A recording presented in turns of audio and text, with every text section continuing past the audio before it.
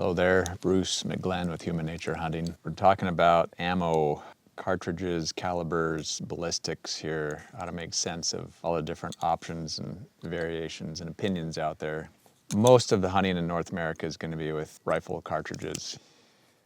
So caliber, basically the measure of the diameter of the bullet or the inside of the barrel. And it's typically measured in inches, thousandths of an inch. So a 30 caliber is 30 hundredths of an inch or 300 thousandths of an inch. And actually it's exactly 0.308 inches in diameter. Now you get some metric, 6.5 Creedmoor, and that's 6.5 millimeter diameter bullet. As you can see, these things come in all different sizes and shapes. If we organize these a little bit, here's the 22 long rifle. Here's the 223. Here's a 243. There's a that's Creedmoor 6.5 Swede, 6.5 PRC, 270, and the 7mm, and then a whole slew of 30 caliber. 30-30, 300 Savage, 308, there's a 30-40 Craig, there's a 30-06, 300 Winchester short mag, and 300 Winchester mag, a 300 Weatherby Magnum, 300 Remington Ultra Magnum, an empty casing, but it gives you an idea of the brass, a 338, a 32 and a 35, and a 4570 Government. And this is just a small sampling of what's out there, which is why it gets really confusing. And where do you start? Part of it is what you're hunting for. If you're hunting for deer, you might not need as much energy, which we'll get into in a minute. And if you're hunting for elk, you might want a little bit more energy. If you're hunting really long range, you might want something more powder, more pressure, more velocity. If I was going to narrow this down between some options to consider, I'd say the 243 for deer, the 6.5 Creedmoor for deer and elk at close range. Now the 270 at 7mm are also great rifles. And if you have one of these rifles in the family, I would use it. Don't feel like you got to go out and get the perfect rifle. But because the bullet in the 270 to 7mm are a little bit limited, that's why I gravitated to the 30 caliber range. And as I said, I ended up with the 308. But the 30-06 is very similar. It's going to be a little bit heavier, a little more recoil maybe, slightly more expensive to shoot, but very, very similar. And then if I was going to get a Magnum round, I'd probably go with a short Magnum. A little less velocity than the standard Magnum and quite a bit less recoil. Again, deer hunting, 243, and the 6.5 is sort of in between. But if I was going to hunt elk, I would probably look at a 7mm or an 06 300 short mag. And as you get more confident and a good shooter, a good hunter, the 308 I feel is all that you need to knock down an elk. I've shot a number of elk out to 250, 300 yards with this, and it's really all about shot placement. I shot an elk a couple years ago.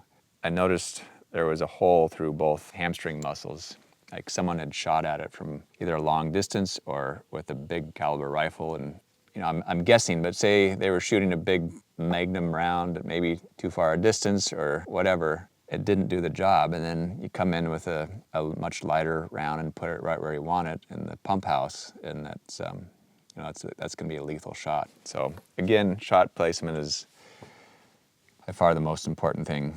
And we talked about energy, which I want to touch on here. So this is a energy chart. We've got energy measured in foot-pounds and distance here.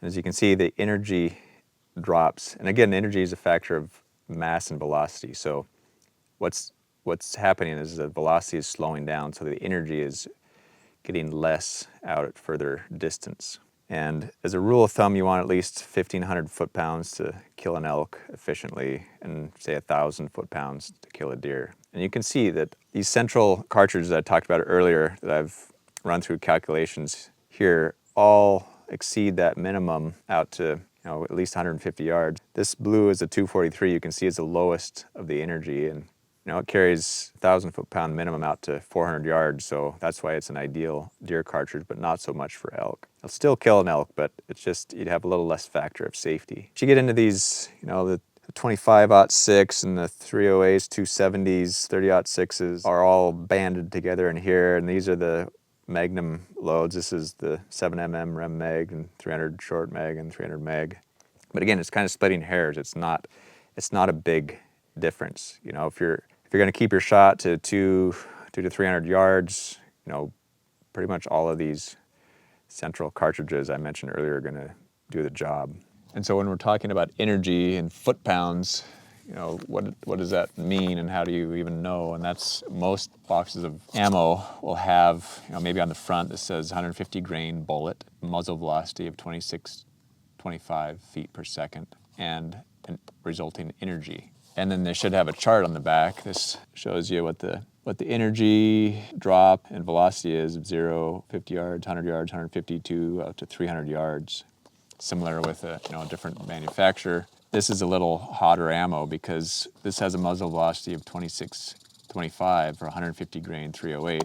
This is also 150 grain 308, and it's got a muzzle velocity of 28.20. So it's moving faster, a little bit hotter powder. So it's going to carry that energy farther, assuming it's got a fairly aerodynamic bullet. But you can get that information on the back here to get a sense of if it's going to have enough energy out to the distance you anticipate taking a shot. And just to show you an example of shooting two different brands of ammo. And I got one nice group here and one more spread out group here. So sometimes the brand of ammo, cheaper ammo, has less quality control. You're not going to get as tight of a group. This, of course, is with a real solid rest on sandbags or a sled or something to eliminate human error. But that range on a kill zone on a deer is not that significant. So here's that similar energy chart I mentioned before. And this is the associated trajectory chart for the different loads. If you look at this fine line right here is our line of sight at 0, basically looking through the scope.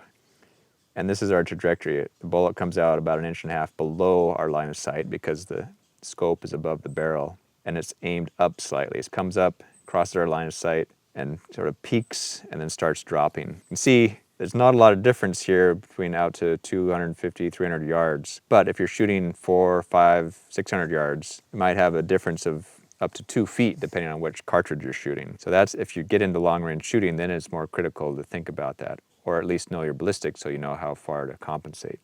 So again, try not to get too overwhelmed with all this information and all the options and opinions. There's lots of opinions out there. These are some of my opinions. Picking something in that middle band and going with it is going to be sufficient at first, and if you want to get into the weeds and dig deeper, there's no end to it. So it allows you to really fine-tune things if you want to, but you don't have to go to that depth.